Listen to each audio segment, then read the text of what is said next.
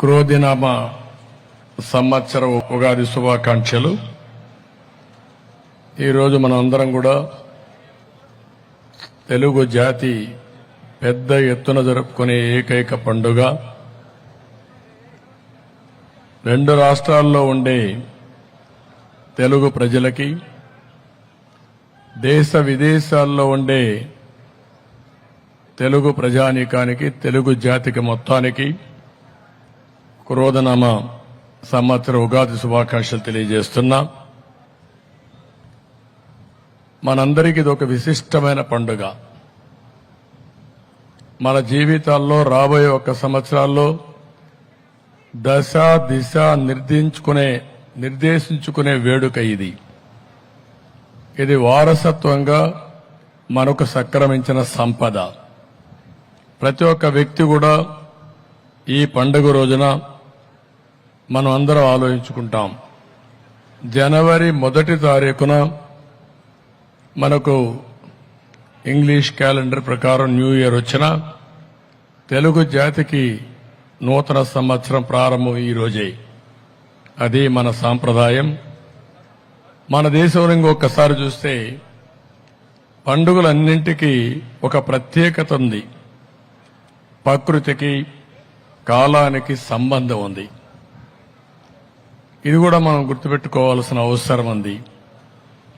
అందుకే మన దేశంలో 6 ఋతువులున్నాయి. ఈరోజు చూస్తే చైత్రమాసం తొలి రోజు వసంత ఋతువు ప్రవేశించింది. చైత్రమాసంలో ప్రజా చైతన్యం కొత్త పుంతలు ఇచ్చి ముందుకు తీసుకుపోతుంది. ఒక నూతనమైన ఉత్సాహాన్ని ఇచ్చే రోజు ఈరోజు. ఈ ఎనర్జీ రాబోయే సంవత్సరం అంతా కూడా మన భవిష్యత్తును నిర్ణయిస్తుందని చెప్పి కూడా నేను మీకు తెలియజేస్తున్నా. మొదలయ్యే రోజు మంచి మనసుతో మనం సంకల్పం చేయాలి. ఆ సంకల్పం మన ఆశల్ని, ఆశయాన్ని, ఉత్సాహాన్ని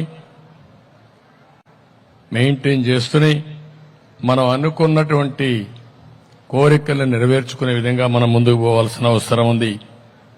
ఈ ఏడాది రాష్ట్రంలో ఉండే ప్రజలందరికీ నేను కోరుకుంటున్నాను, సాధికారత రావాలని. ఏదో ప్రగతి ఒకటే కాదు, ఓవరాల్ ఎంపవర్మెంట్ జరగాలి. సంక్షేమం ఇవ్వాలి, అభివృద్ధి చేయాలి, ధరలు తగ్గాలి, లా అండ్ ఆర్డర్ ఉండాలి. అదే మాదిరిగా ప్రతి ఒక్కరి కృషికి తగిన ఫలితం లభించే పరిస్థితి ఉండాల్సిన అవసరం ఉంది.